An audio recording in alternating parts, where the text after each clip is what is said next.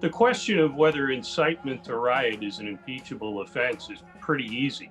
Clearly, yes. From the beginning of this not normal presidency, we've had a lot of talk about both impeachment and the 25th Amendment.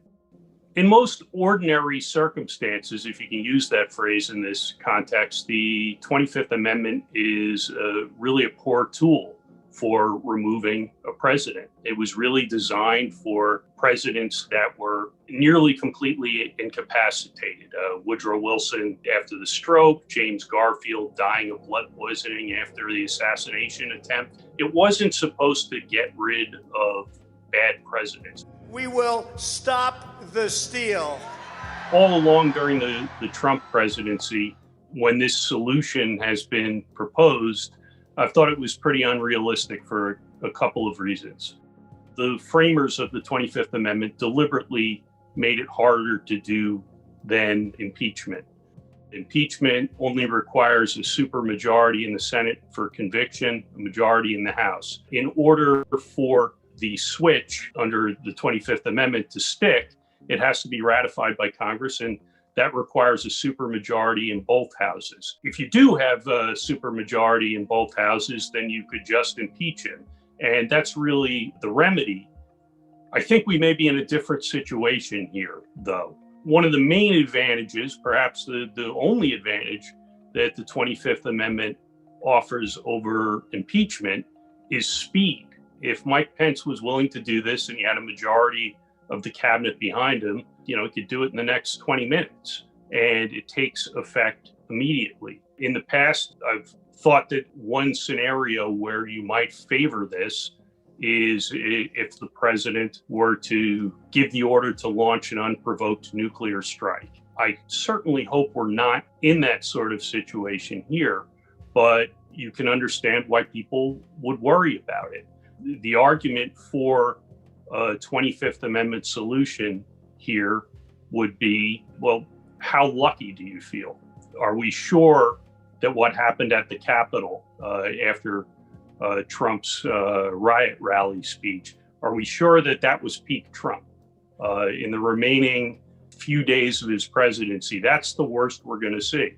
Maybe it is. But you want to think about how much you're willing to stake on that proposition.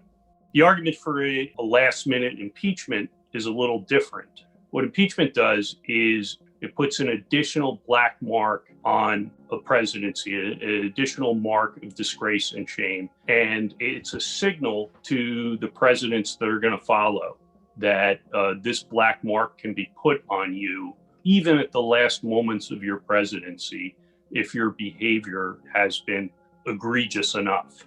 Making Donald Trump the only president to have been impeached twice would really underscore that point.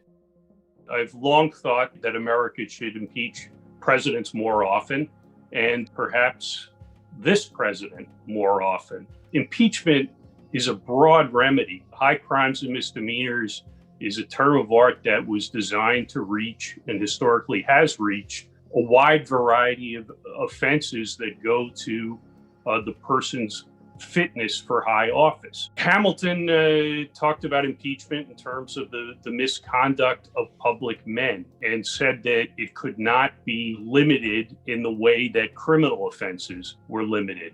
Madison said the impeachment was the indispensable remedy for incapacity, negligence, or perfidy in the chief magistrate. It was not viewed, as it too often is today, as itself an agent of constitutional crisis. Impeachment was viewed as the solution to a constitutional crisis. If anything, I think they would be surprised that we've resorted to it so infrequently.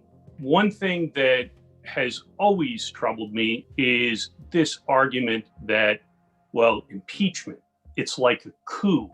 It's terribly anti-democratic. It's disruptive.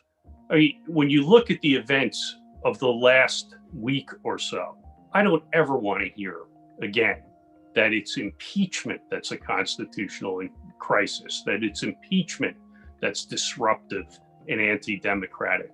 I think that argument deserves to be laughed out of court, given what we've experienced over the last few days.